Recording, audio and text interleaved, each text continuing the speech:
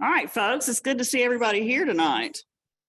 And we all hate that all of our trees were broken to pieces, but we love that all that ice melted slowly into our soil, okay?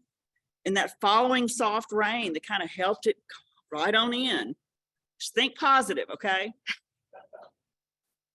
I personally have already ordered my new trees from Barbara.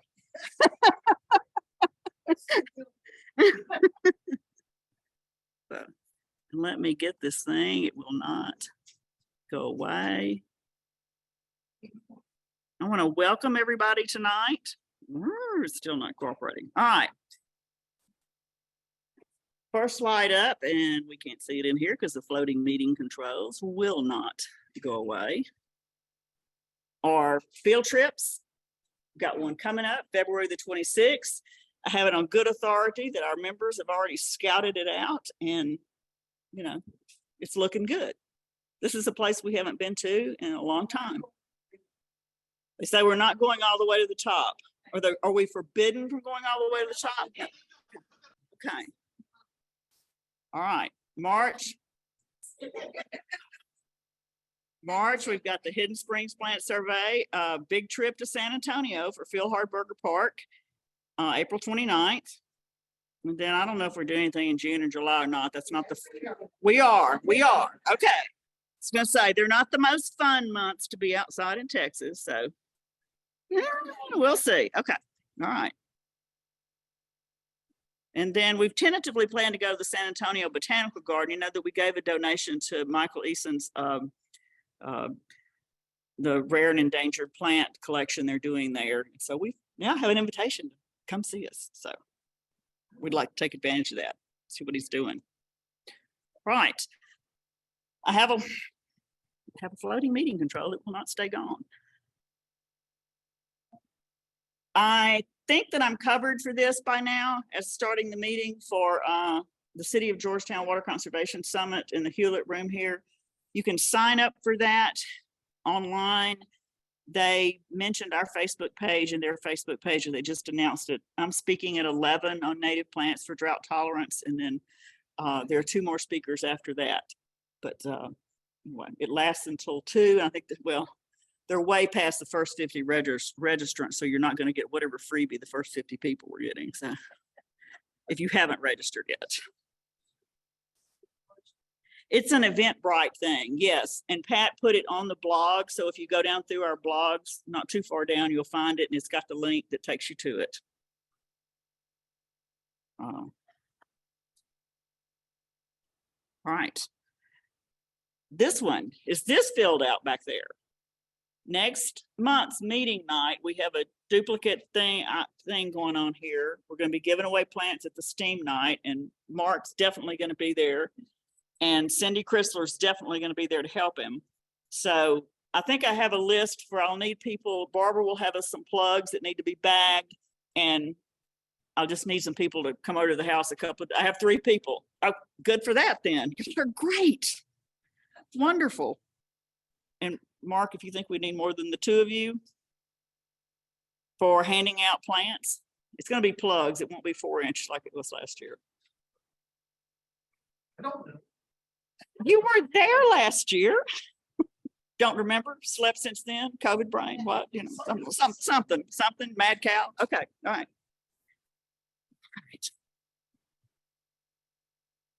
All right. This is like who we are, and this is where you find us online. And we have some guests in here. I know, Anne Marie, you're a guest, right? Glad to have you with us. So, and how'd you find out about us? From my husband? Yeah. She's at Gardenville with Terry. So, any other guests? Everybody's pointing at you. Okay. How did y'all hear about us? Oh, thank you. Thank you. Okay. One of our board members is texting me, so what she's, oh good, she's going to help with March. All right.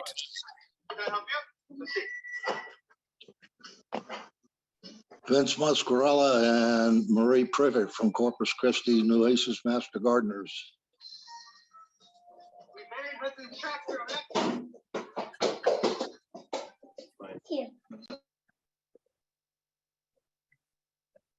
Can you mute everybody?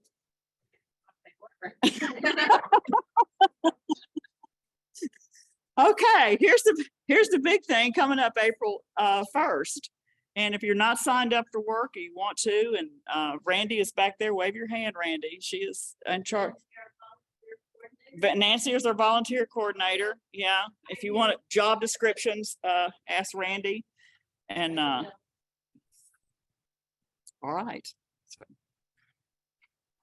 Barbara will probably put us to work pretty soon. Okay, upcoming programs. Next month is Ashley Morgan Oliveira on identifying and reporting invasive pests with TexasInvasives.org. She's coming over from Sam Houston to speak, and she brings lots of Texas invasives swag when she comes, which is nice. And then we've got cacti, and then we've got Ricky Lennox and a 1-hour presentation on medicinal applications of native plants for Native Americans. We've got a soil presentation. We have our annual meeting in July, and then we've got Adam Black with Native Orchids and Colleen Dieter with Central Texas Seed Savers. So Susie has done an outstanding job booking us all up until I go out of office anyway.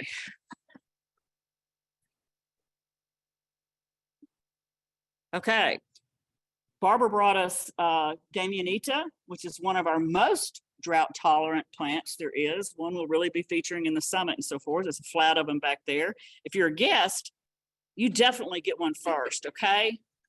And something else has appeared back there in a dish since I got here. What's that? So there's some bluebonnets, some white mavens, and some cedar sage. Okay. Round Rock High School Pollinator Gardens, donating plants. So free to good homes. Okay, basic chapter information. As far as I know, we are meeting here in the library, except in the summer. Sometimes we get booted out for reading camp at the last minute, but you know, it'll say so on the website. Subscribe to our blog, whether you're a member or not, you'll be up to date. Somebody in person will win an autographed copy of our speaker's book tonight, right? Okay, good. This is a great book. This was the book that Aaron Cord from Bats International recommended because that's their main food is moths. So okay. There y'all are. Yay! Hey. Hi, everyone. Everybody see that okay? Yes. Yep. All right. Fabulous. Well, I'm Lynne Weber, and this is Jim Weber, and I think we know a lot of you, but we certainly don't know all of you. And one of the things we love about talking to the NPSOT Williamson County chapter is you're all just so energetic and interested, and there's how many people online? Over 60 people. I mean, that's one of our best audiences. So you bet. Hopefully we can do a good job for you. You always invited us. Every time we have a book out, we get invited to speak. Our last one was Native Host Plants for Texas Butterflies. And so we took on the formidable task of doing a book on native host plants for Texas moths. And again, just so you know, for those of you who may be more of a moth expert than we are, we just highlighted moths in this particular book. It's impossible to do a book that encompasses all of Texas moths. So we just highlighted the ones that you're more likely to see based on the host plants that we highlight. Right. Some that maybe are interesting. Yes, and fairly easy to identify. So, okay, we're going to do what we did in the butterfly talk and start off with the big picture. A little bit about habitat and plant diversity of Texas, why natives are important, the difference between host plants and nectar plants. And then we'll talk about the differences between butterflies and moths, kind of generic characteristics, the life cycle stage for moths, what's a chrysalis versus a cocoon, how do they find their mates, and then once they have mated, how do they find their host plants? Jim then will take you through what I call the meat of the presentation, which is we're going to highlight from the book certain host plant species accounts and the moths that are associated with them. And then we'll wrap up with a few more slides on gardening for Lepidoptera for both butterflies and moths, other ways you can attract them to your garden, and what we do to photograph moths, because most people are interested and they are great subjects. So once again, in case you're not familiar with the term, Lepidoptera is the order of insects that includes both butterflies and moths. So back to our great state of Texas, which is second only in land area to Alaska. So as we all know, it's a very big state. It has, depending on which ecoregion map you use, 10 natural areas that vary in climate and landscape. And that's why we have such a diverse habitat mix here in Texas.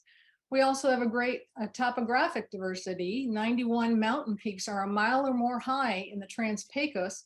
And we go all the way down, of course, to the coast in the Houston area and Corpus Christi. Texas is also in the middle of what's called the transition zone, where species that are most eastern meet species that are most western, and the ranges of southern tropical habitats meet northern temperate ones. So it's really a crossroads for a lot of different species. And as we know, the annual rainfall can range quite a bit. And we always prefer rain over ice, don't we, Jim? Oh, yeah. All right, the plant diversity of Texas. If we include all of the plant taxa, which is species and subspecies and variations, there's about 6,000 divided in more than 220 families here in Texas. In terms of butterflies and moths, there's only about 500 species of butterflies known to occur in Texas, but the moth species are about 4,700, and many of them, both the species of moths themselves and the host plant associations, some of them are known, but many are still being discovered. And I think, are we showing the one today that was discovered, that association was discovered a few years ago? Much like butterflies, moths utilize many different types of plants as host plants. So you can find them using trees or shrubs, flowers, vines, as well as grasses. And some specialized moth species, and we didn't tack this in our book, even feed on lichen and algae. There's even a moth species in Florida that actually eats the keratin from dead tortoise shells. So isn't that unusual? Now, where do we find the plants in Texas? Well, they're depending on their range. They do have specific areas where they grow, and that reason for that is the principal factor for dictating where the moths can be seen, because of course they're going to live where their host plants are. All right, I know I'm preaching to the choir here, but just a reminder why we always want to plant natives versus non-natives. They provide essential services and keep our ecosystem healthy. They can help us reclaim land, help produce our soil, help preserve our soil. They protect our waterways. And what we're really focusing on here is that they're keeping nutrient cycles intact. So if a particular insect, like a moth, evolves with a certain species of host plant, and we take that host plant away or take it away and plant a non-native plant, we break that nutrient cycle. And then those moths are no longer food for birds and bats and other animals. Natives are already adapted to our soils and climate. They, of course, are naturally hardy and relatively disease-free. They are what creates the habitat for all of our local insects, birds, and other species of wildlife. They provide the food, shelter, and the places to raise young. And even if none of that means anything to you, and I know it does, they are a beautiful reminder of our natural heritage, and they give us a sense of place. So why not non-natives? Often we talk about why natives are good, but non-natives are bad because of several reasons. And they're defined as a plant or even an animal living or growing in a place that is not the region where it naturally lives and grows.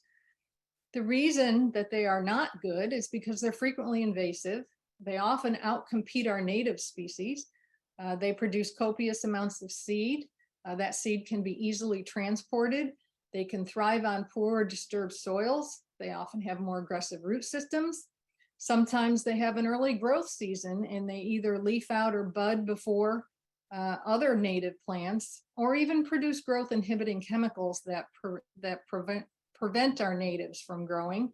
And as we mentioned, if you put them in the landscape and you no longer have the native plants, you disrupt those natural nutrient cycles. Interestingly, the U.S. Environmental Protection Agency said of our native or non-native plants like lawns that they're sprayed with more than 90 million pounds of insecticides and herbicides annually in the United States. That gas-powered mowers, edgers, and blowers will emit 27 million tons of air pollutants each year, not to mention noise pollution. And when we irrigate our landscape, mainly non-native things like lawns and grasses, we squander water, 9 billion gallons a day, and that's potable water. And we all know that water's for fighting, so we need to keep as much water as we can and conserve as much as we can.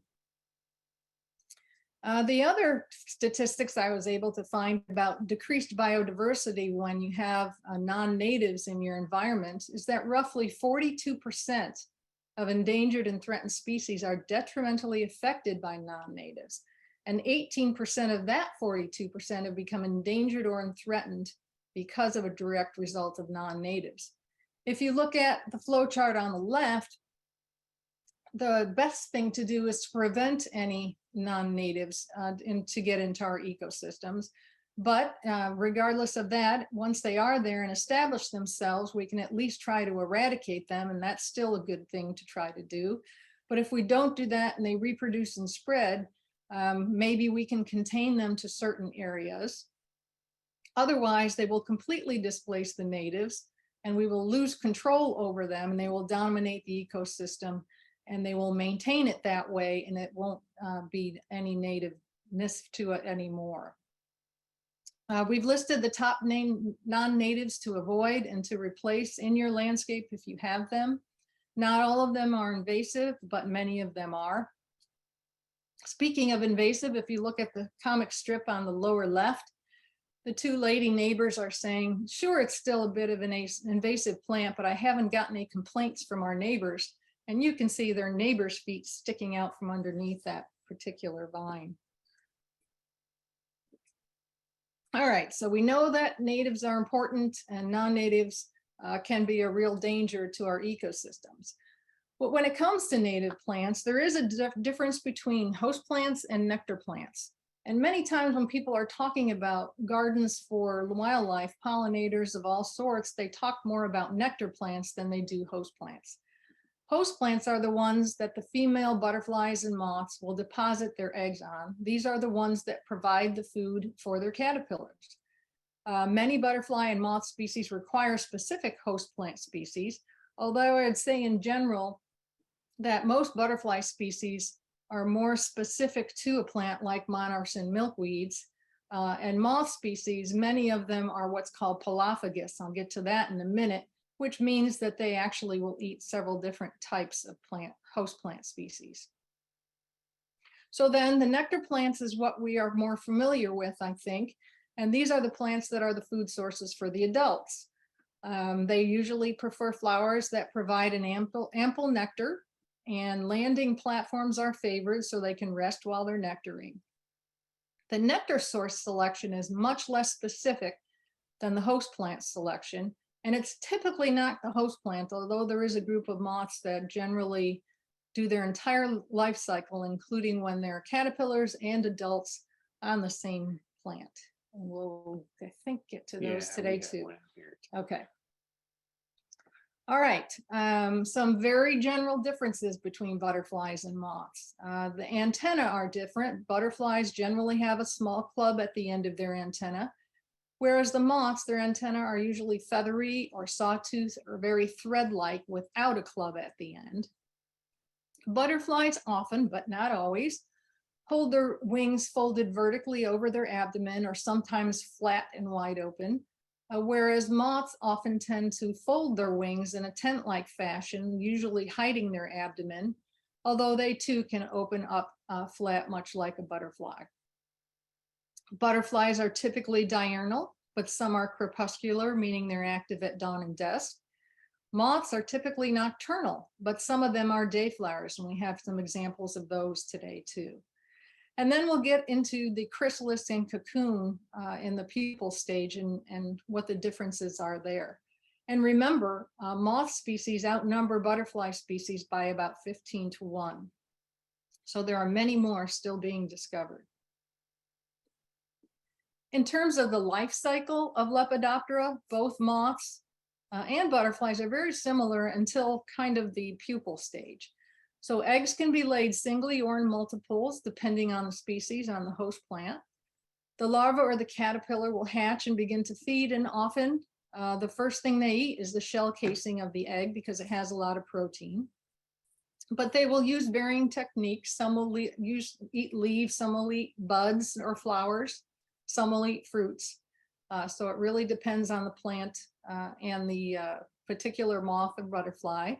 As the larva grows, it goes through several instars, or the phases between two periods of molting.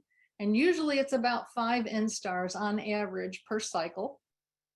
The final instar pupates, and that pupa is an immature form between the larva and the adult.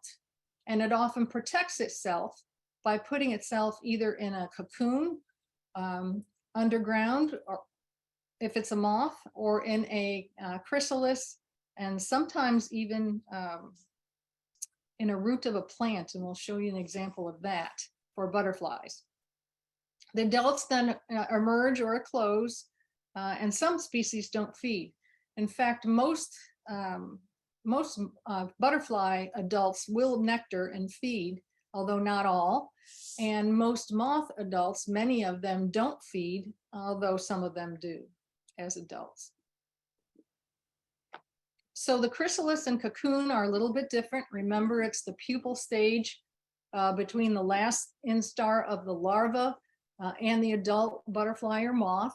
And so the chrysalis is what the butterflies form in general, although, as I mentioned, some will pupate in plant roots or stems or even pods. The word chrysalis actually comes from the Latin, and it means gold. And if you'll look at the examples we have here, and many that you actually will find in real life, they actually have at least some flecks of metallic-like coloration on them.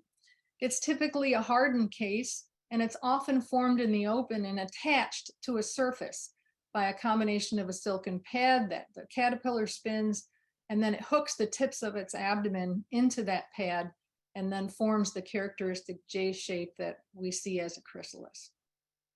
Cocoons, on the other hand, are associated mostly with moths, and although some moths actually will pupate in an underground dirt chamber, and we'll show you an example of that. That word, cocoon, comes from medieval French, and it means eggshell or shell. And it's usually a tough, I'm saying the same way, a soft but tough silk case. And often it's camouflaged with bits of vegetation, usually from the host plant. Some of them can be quite beautiful. And usually it is attached to twigs or a piece of vegetation, and often in a little more concealed location, not quite as out in the open like a chrysalis. All right, I mentioned the term Polophagus before. So if you look at the information in the box at the top, any insect that eats plants are called Photophagus. Those that eat more than one species or type of plant are called Polophagus. And those that eat only one species or type of plant are Monophagous. So to give you some fairly well-known examples, Polophagus butterfly would be the gray hair streak. It actually uses several plants and eats more than one species. An example of a monophagous butterfly would be the monarch, as it only eats milkweed species. All right, so first thing they have to do is mate, and they have to find each other. So how does that happen? Well, for a moth, the females are the ones that release airborne pheromones or hormones from a gland on the tip of their abdomens. Of course, that scent is species specific, and it's sensed by the males, often from many miles away, and they do that through receptors on their antenna called sensilla. So if you look at the picture on the upper left, The very smallest one on the very upper left is actually a female, and you can tell by these thread-like antennae. So she's the one emitting the pheromones from her abdomen, and it's the male in this lower inset picture that has these fan-like, almost like fans of coral, which are their antennae. And the reason for that is those antennae have a bigger surface area, and he can use those antennae with those receptors on them to actually sense that pheromone that the female is giving off. So that's how they find each other. They then mate. As a matter of fact, this picture of moths mating are Cecropia moths, and they were in our backyard, and the female just barely came out of the cocoon and the male was already there mating. Poor woman. She didn't get a break. So how do they find their host plant once they have mated? Well, we don't know everything about that, but what we do know is that they'll utilize the chemical smell and taste, and they differentiate plants by odor and taste. Moths actually have receptors on their legs and their antennae, and often you'll see them, and you'll see butterflies doing this as well. They'll kind of fly low, they'll land on a plant just for a second or two, and then they'll fly back up and look further and land for a second or two, get up, and they keep doing that because what they're doing is tasting and smelling and seeing if that is their host plant or not. What we don't know about it is, do they use any visual cues at all to locate host plants, like color or even shape? Are the eggs laid on plants that grow in abundance? Are they aware of that so that they can increase the chances of the survival of the larva? And do they learn locations of plants? So those are some things I think that are still being discovered. All right, so we talked a little bit about Texas and how diverse it is, and the plants and how diverse they are. A little bit about natives, non-natives, host plants, nectar plants, butterflies, caterpillars, moths. Now we're going to get into the more interesting associations. So I'm going to let Jim talk about this a bit. So this slide is sort of a mock-up of what the book's laid out like. On the left-hand side, there's a larger plant photo shot, and then a couple of detail shots below, maybe a flower or a seed head, and then a range map. And then on the right-hand side, in the book, it's just going to be description of the plants, and then photos of the adult and caterpillar of the moths that use them. But in this case, we'll also include some information on moths just for interest. So our first species we included in the presentation here is rain lilies. There's really two species of these that we see. One blooms in the spring and one blooms in the fall. And they're kind of triggered by rains. That these are really cool little lilies in the Amaryllis family. There are a couple little moths that use this. They're kind of cool looking, the Cerathosia and the straight-lined Sidosia moths. They're little, but they're colorful little guys. And but we like them. But they're kind of a central Texas hill country plant. Oh yeah, and on the straight line Sidosias, the one we have pictured here is the female. It has the white spots within the black, and then the male does not have the white spots on that one, so it's more orange and black. But these guys aren't very large. Next one is firewheel or Indian paintbrush. A couple other common names it probably has. Grows in super abundance in the spring. It's statewide. You can tell by the range map that the thing is just pretty much everywhere in Texas. And you can find great big large patches of this occasionally. It's in the aster family, daisy kind of flower. The Latin name comes from beautiful, little, or pretty. And there are big colonies of this stuff that you can run across. And Lynn mentioned earlier that there's a group of moths that kind of spend their whole life on flowers. And they're Shinia moths, Shinia being the genus. And there are a lot of species of this, and they're mostly pretty particular about which species of flower that they'll have their life cycle associated with. This one in particular is the painted Shinia. It's a cool little guy. Oddly enough, it's kind of exactly the same colors as you find on the flower. And a lot of times you'll see people have taken pictures of this sitting on Indian paintbrush flowers. The larvae in this case are kind of small. They'll kind of eat the seed heads of the flowers as they mature. And they're a lot of times kind of striped candy cane like. But they're small. They're maybe inch and a half or something wingspan. Not very big, but they're very colorful. Next one, pitcher plant. You wouldn't think that a plant that is carnivorous of insects would be a host plant for something, but that's sort of a recipe for disaster. But there is a little tiny moth that has adapted itself very nicely to living within these things.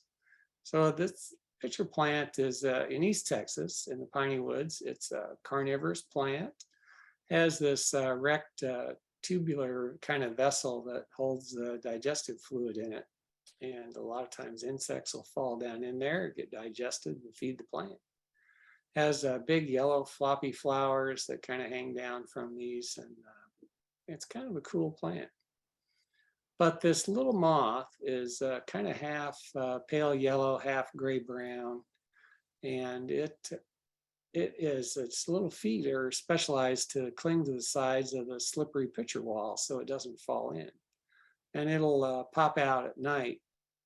It lays its eggs inside the walls of the pitcher, and when it's ready to pupate, the caterpillars will chew a hole in the bottom to kind of drain out some fluid and pupate above it. This little bottom right picture that looks like it's got like 5 or 6 little black specks in it is actually the faces of the pitcher plant moth looking up towards the opening in the pitcher on the plant, sitting in there above the level of fluids. I would have never guessed that there was such a thing. Jimson weed is something most of y'all, I'm sure, are familiar with. Sacred datura, it's called as well. It has these big, showy white trumpet-shaped flowers, blooms at night, evening to morning for this. And the plant's extract is a narcotic, and Native Americans used to use that in religious ceremonies as a hallucinogen. And there are a couple sphinx moths that will use this plant as their host plant. And the Carolina Sphinx and the pink spotted hawk moth, both of them have pretty good association with the whole life cycle of this.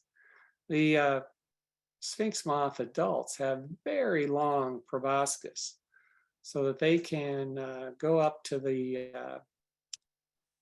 the big white flower at night and stick their tongue all the way down into the bottom of the throat of the flower and get nectar out of it. In the meantime, they get pollen build up on their heads, and they'll go transfer that to the next flower. But so they will pollinate the flower. They'll lay their eggs on it. The caterpillars will eat the leaves and fertilize it with their frass. And it's sort of an interesting little relationship. The Carolina Sphinx caterpillar is also known as the dreaded tomato hornworm. But if you don't want it eating your tomatoes, this thing, have some datura nearby, and you can have them moved over to that and let them safely eat it instead. These are big moths. Those Carolina Sphinx and the pink spotted hawk moth are a good 4 inches across in wingspan. In the trees, we have post oak in the beech family. It's one of the more common slow growing oaks around here.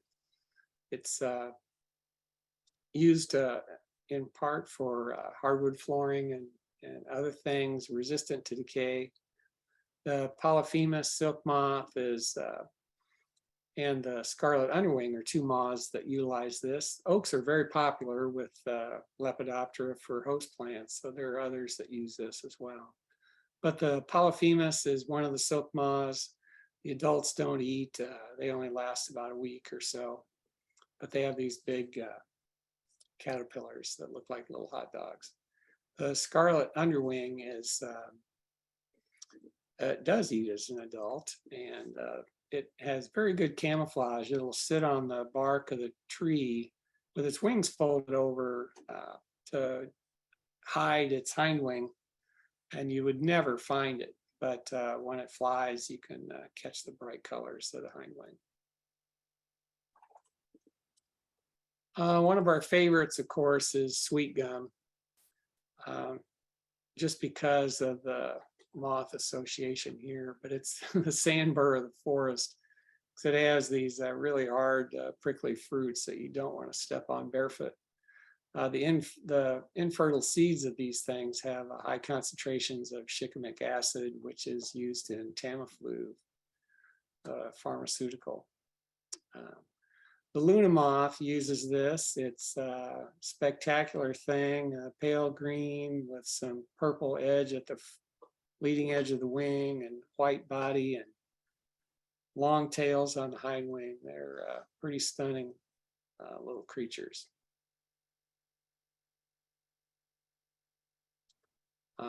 Next up, we have black walnut, one of the bigger walnuts. It's kind of scarce now these days, used for hardwood and furniture and gun stocks, veneers. Nuts are tasty for both humans and wildlife. And there are a couple moths that really like walnuts. The regal moth, also called the royal walnut moth, is a silk moth, although it looks a little like a sphinx.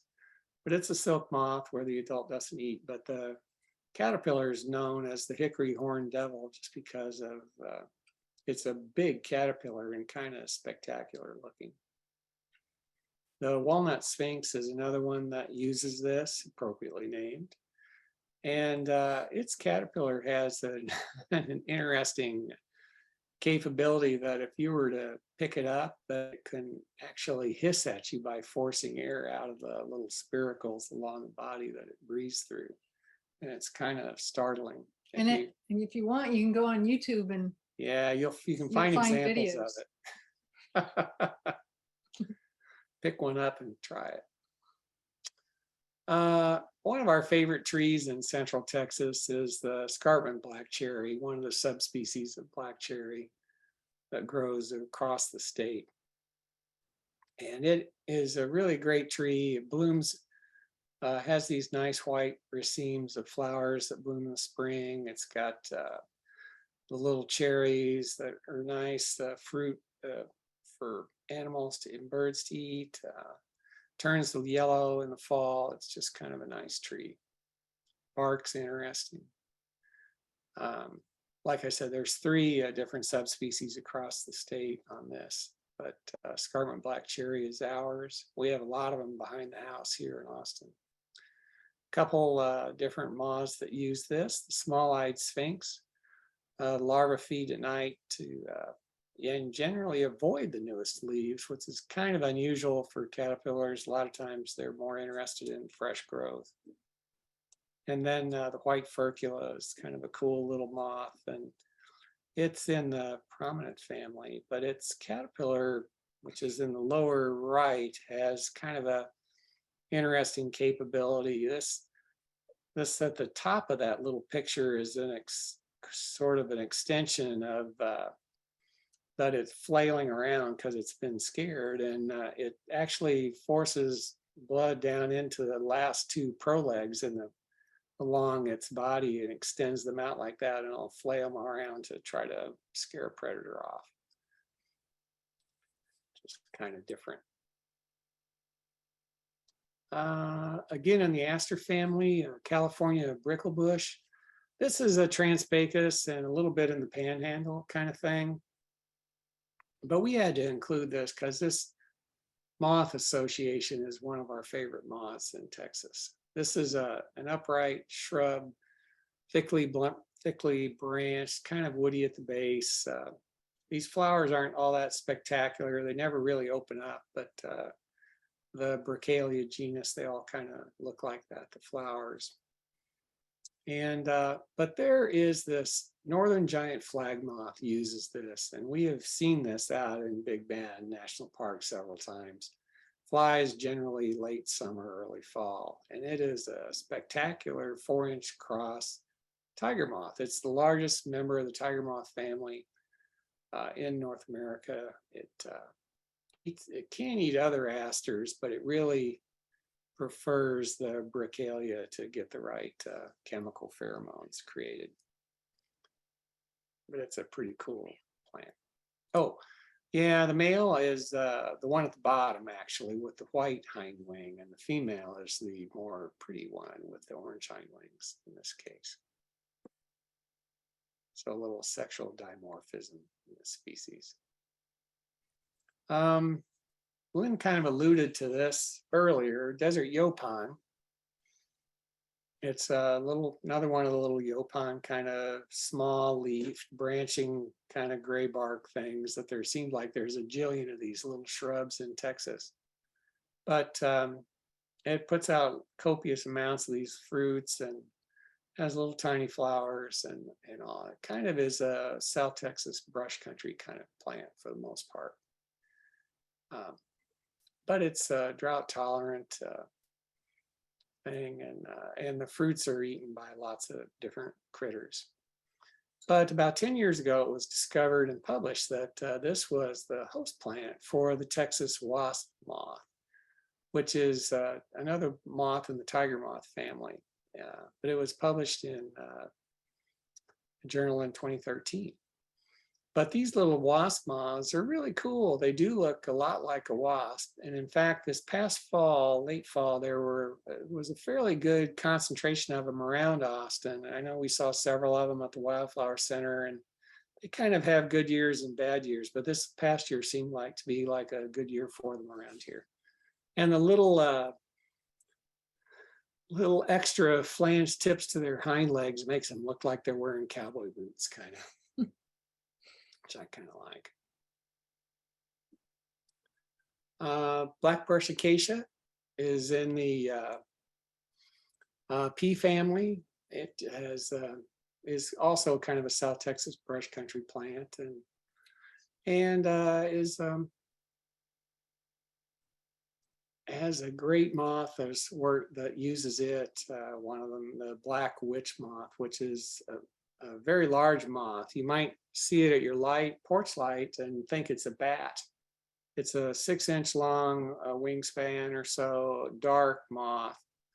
If you see it close, it's got some nice kind of purplish markings in it as well, but it's really pretty cool. But they have a couple little legends about this thing. It's called the Mariposa de la Muerte, or the butterfly of death. But even though it is a moth, but these large moths, they can travel a long distance and sometimes get all the way up into Canada. But one of the legends of this is it flies into your house, somebody's going to die, which is kind of bad. But then the other one is a little more positive, that if it lands over your front door, you're going to win the lottery. We actually had one probably 10 years ago land over our front door, but we never tested out Never bought a ticket. Never bought a ticket to test out how valid that other legend might be. But they are pretty cool. Sanita, everybody knows what Sanita is. Barometer bush, blooms periodically as a response to humidity levels and occasional rainfall. There are several leucophyllum species around the state, some used as ornamentals. And this Coletta silk moth that uses them as a host plant has a couple broods, a primary one in the fall and a smaller brood in the spring. And the male Colettas can be somewhat diurnal, but the females are nocturnal. They'll also, this moth will also use Acatillo in the Transpecus as a host plant. American beautyberry is another hill country in East Texas kind of plant. Has stunning purple berries after it's done flowering. And the leaves of this thing contain different chemicals that are good for repelling mosquitoes, somewhat similar to DEET. And there are a couple, well, we're highlighting here the Rustic Sphinx on this. And it's another one of these large Sphinx moths. And it's a little more spectacularly marked than the Carolina Sphinx and the pink spotted. But it does occur in Central and East Texas. The Rustic Sphinx has this little granulated horn at the end of the caterpillar. One point I wanted to make is that people are wondering why Sphinx moths are called Sphinx moths. This particular picture of this caterpillar is showing you why. When it's in a defensive posture, it will lift its front third or so up and position itself like the Sphinx in Egypt. Yeah, thanks. And another type of plant that you don't always think you're going to find plant or caterpillars on are ferns, but Bracken Fern is a host to a couple different fern moths that are specific to ferns. Silver spotted, pink shaded fern moths are East Texas moths, and they're kind of cool markings. The pink shading is a little subtle on the photos, but it's really a beautiful little moth and very cryptic. But the caterpillars are almost impossible to find, as they'll feed on the underside of these leaves and they'll blend in so well. It is really, really, really hard to find them.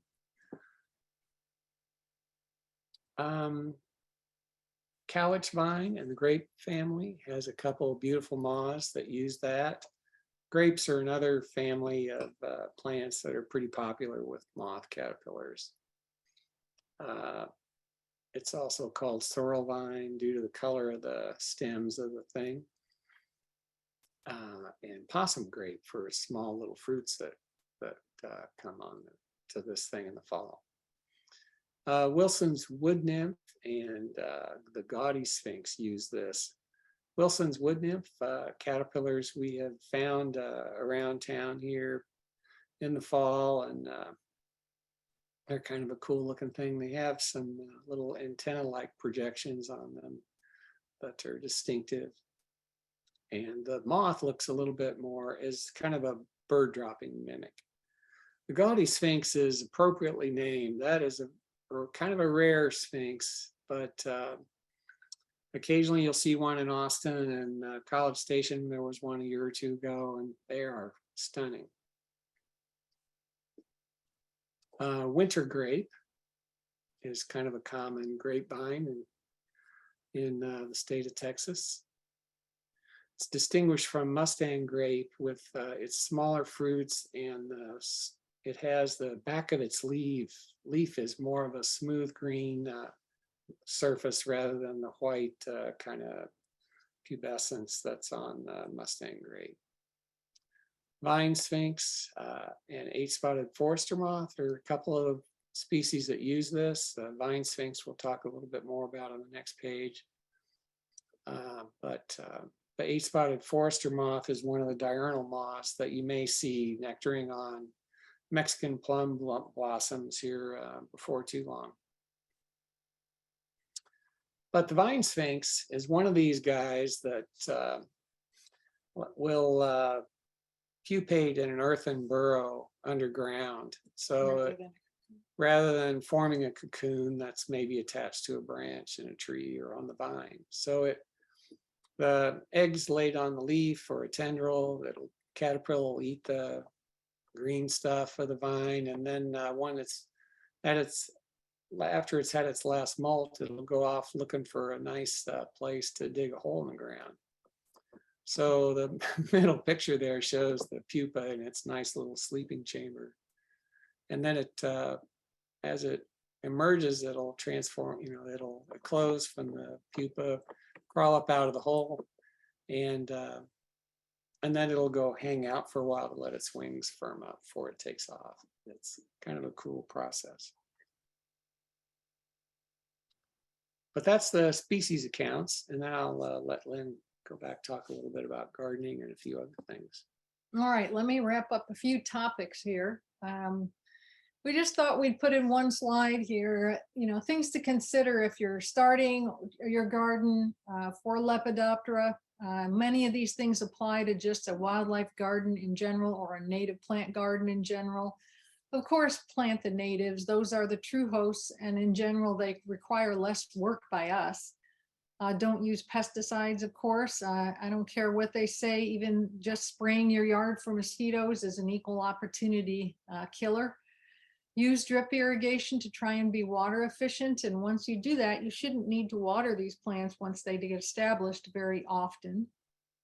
Plant species in clusters. This is what's called flower constancy for insects. So that if there's an insect that is nectaring on a plant, it doesn't have to go very far to find the next one. So plant in clusters. Also plant a variety of types of blooms, not only different colors, but different shapes.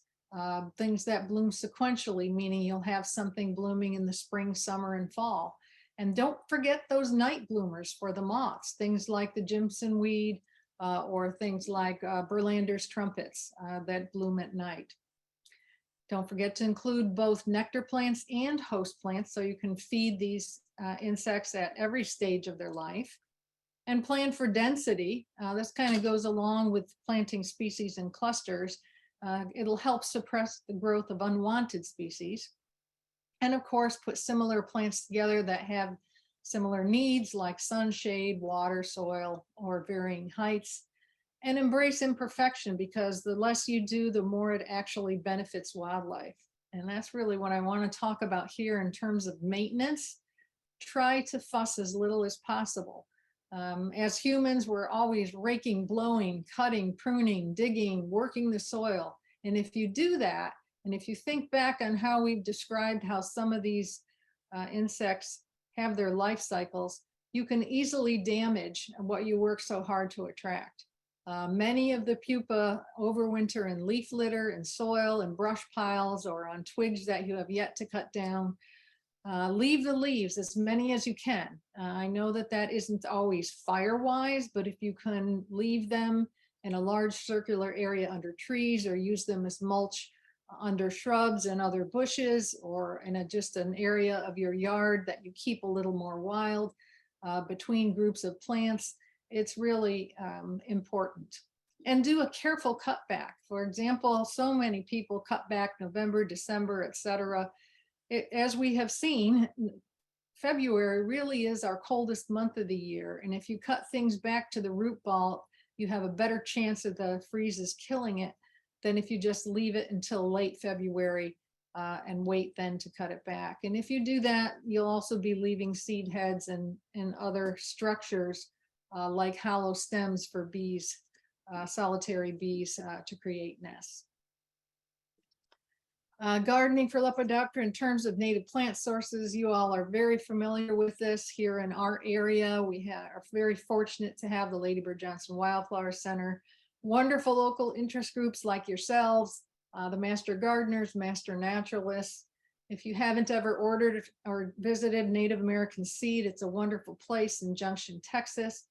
And there are really examples of places all over the state. Natives of Texas and Kerrville, Chihuahuan Desert Research Institute, and Chihuahua Desert Gardens in West Texas. And if you've never been to the North American Butterfly Association or NABA in Mission, that is a fabulous place, and they do have plant sales occasionally. So how else can you attract things to your garden besides plants? Because there's actually some interesting things you can do that don't really require plants per se. Actually, moths and butterflies need natural moisture, and they get that from nectar, they get that from dew, and even tree sap and rotting fruit. So if you can leave some of that on the ground, often it's used as a food for moths and for butterflies. You can also do what's called baiting. You can create a bait station. And what you do here is you get like a glass container, fairly large, and you put a fermented mixture of bananas, beer, molasses, brown sugar, fruit juice. You can find recipes online, just Google butterfly bait. You can blend it together in a blender, pour it in that glass jar, and this is important, do not put a cover on it, and then put it somewhere warm, like your garage, for at least a few days, if not a week, so that it ferments. And then you can pour it into a dish. You can brush it on a tree. This is a great thing to do with kids. So if you have a trail, you can brush it at eye level on a tree during the day, and then at night with a flashlight, go walk the trail and see what's been attracted. And that's a lot of fun to do with kids.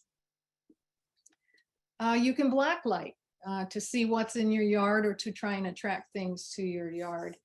Blacklighting just involves creating a light trap by hanging an actual black light or a mercury vapor light in front of a white sheet.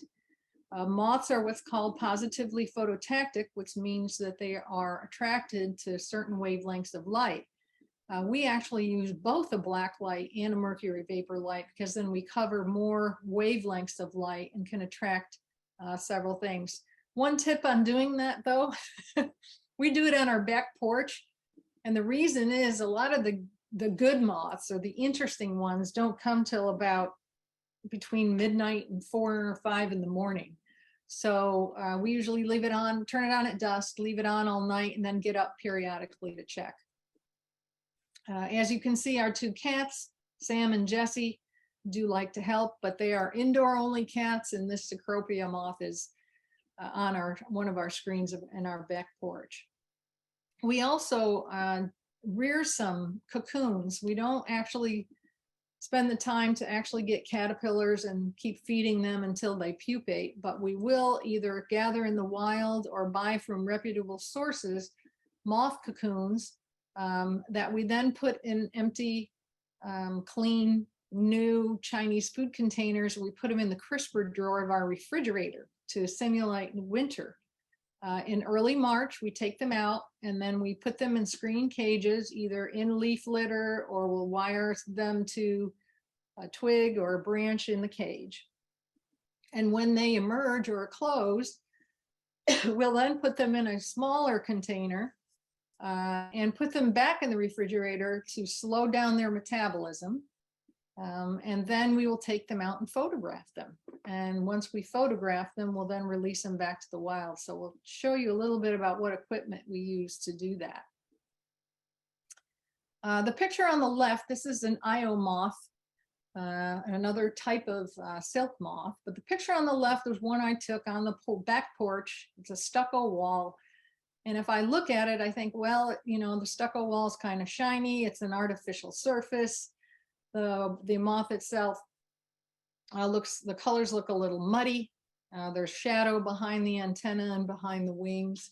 And this was just taken with a 35mm camera with a single flash and close focusing, a macro lens. But what we do to get the picture on the right, which is a much better quality photograph, is we cool the moth down and then we take it in a room where we have what's called our white box, which is the picture on the upper right. And this box actually has 4, I always forget if it's 4 or 5, flashes that are wired together. So they are synchronous. So when you press down the shutter on the camera, they all go off at once. They light up the subject equally on all sides.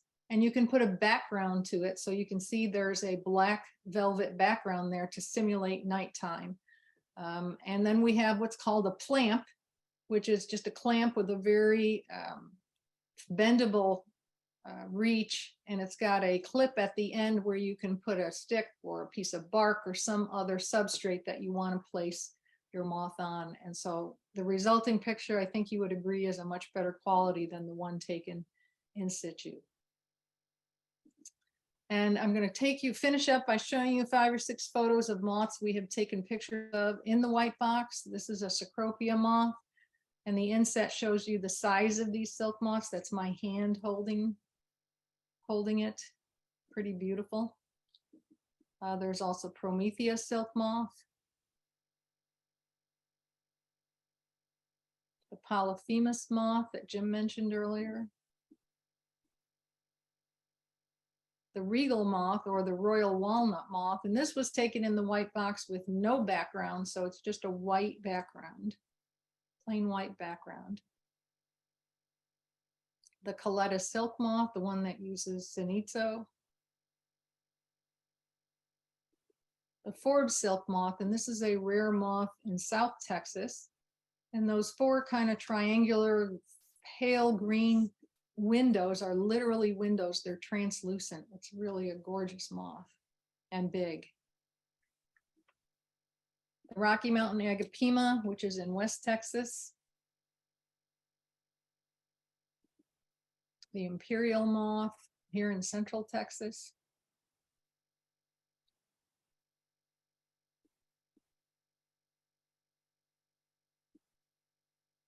And it's not behaving though.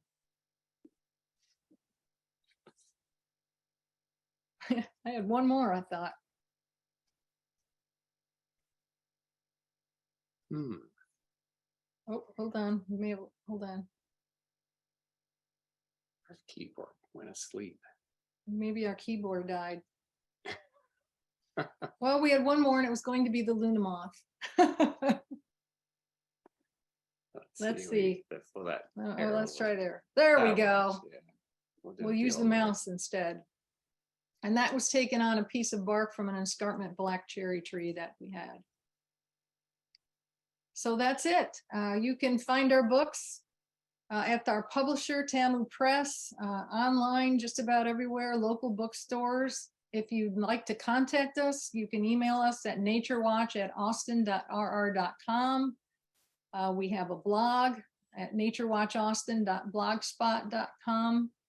And we're working on our 5th book, which we hope will be out later this year. And it's actually going to be called, we think, tentative title is Naturalists Austin, Guide to the Plants and Animals of Central Texas. And it will have almost 700 species of plants and animals, both common and endemic. So hopefully that'll be out soon. That's also through Tamu Press. So that's it. Are there any questions? Wow, Jim and Lynn, thank you so much. That was so interesting. We have some questions from the Zoom. And then we can also get some questions from the room. Okay. This is weird with us. The maps that you had that had dots for the plants, do the moths and the plants usually have the same range? Not precisely, and but it's the in best some cases, yes, but in a lot of cases, the moth may eat more than one plant. So we're highlighting a range of plant number 1, but if it eats 2 or 3 other plants that have different range, then they can be a little different. So in most cases, you can find those moths in the same counties that you find that plant, but you may also find those moths in other counties where you find a different plant that they use. Yeah. And in the moth book, at the back, Jim did most of the work on this. He took the time to go through and document in several pages of tables all the other species that certain moths in the book may use. As we mentioned, moths are polophagus, so many of them use more than one host plant. And so we accomplished that, passing along that information in the form of a table at the end of the book. And there are a few instances where some of these moths, like the black witch, the gaudy sphinx, and a few others, are wanderers as adults, and they may travel a pretty good distance away from where they were, where they were born. So sometimes you'll see them pretty far from their host plant. And as an example, the silk moths, the bigger moths like the black witch, if you remember us saying, they don't eat as adults, so they can be found away from their host plants. That was a related question with the Luna moth, that we sometimes see Luna moth in Austin, but the range of was it the sweet gum tree that was their host? Doesn't include Austin. But they will also use others. Yeah, walnuts they will use as well, and a couple of trees. So, but we just chose sweet gum because it's the more, I guess, traditional association for it. Gotcha. Are there any characteristics of a moth larva that will distinguish it from a butterfly larva? You know, I don't think so, honestly. I don't think there's really a reliable trait that would distinguish them as a caterpillar. Just kind of have to rear them to see what they turn into. Here's another question from Zoom. I've seen a lot of people say they leave their leaves, but they shred them first. Wouldn't that still hurt the pupa? It destroys them. That could be a problem. Yeah. We usually will blow ours into certain areas of the yard so that they're still, whatever is among them is still intact, but shredding your leaves will kill what's in them. Probably not great. And you don't have to, keep all your leaves, but yeah, there is a campaign, if you will, by the Xerces Society to try and get people to leave their leaves. That's actually what their campaign is called. And they have some very good suggestions about how you can do that with at least some of your leaves. You don't have to leave them all. But shredding will generally destroy what's in it. And what about an open leaf rot bin? I'm not familiar with that term, but does anyone know if that would also kill the larva? Is that like a compost bin? Do you know? I don't know. I don't know that term. Sure. There's a link to a picture in the comments, but If can't click on it right now. Yes, the one that I was referring to is like where it just has wire all the way around and you stack the leaves in it and leave it. Probably so. Well, it'd be better than shredding them, I would think, but I'm not too sure. I'd have to think about that a little bit. I think if the leaf pile gets too deep, it's possible it could, crush a Yeah, they pupa, wouldn't be able to crawl out. or it would be so dense they wouldn't be able to crawl out. But I don't know. But as Jim said, I think it would be better than shredding them. No, that's true. Are there theories as to why there are so many more species of moths than butterflies? I haven't heard one for that, but they've been very successful. That's a good question. We haven't had that one that before. is a new question for us. But I'll have to think about that. I don't have an answer for that, why there would be. I think one possible theory would be, of course, I've mentioned that moths are more polophagus. So if you've got more host plants to choose from, you have more of an opportunity for reproduction than if you're very specific as to what you need, like most butterflies are. And we did have a comment that everyone enjoyed watching your cat roam around the room during the meeting. This is Jessie. yeah, this one. She's very She's very helpful. I'm surprised Sam, our other one, Sam, usually we do these things. He starts yowling away in the background, singing. She thinks we're talking to him. So he's still sleeping.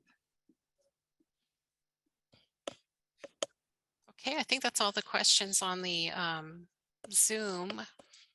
Should we pass it back to Beth? Yes. Thank you guys very much. It's a wonderful book. I recommend to everybody. So anyway, so interesting. Well, thanks. And I'm We had a lot of fun missing working Lynne on and this. Moths. Thank you guys so much. We appreciate it. We appreciate Sue for lining you guys up and going and getting the books and all that jazz. So Our pleasure. good night, virtual attendees. Thank you so many of you for coming. Good night. Come in person and get free plants.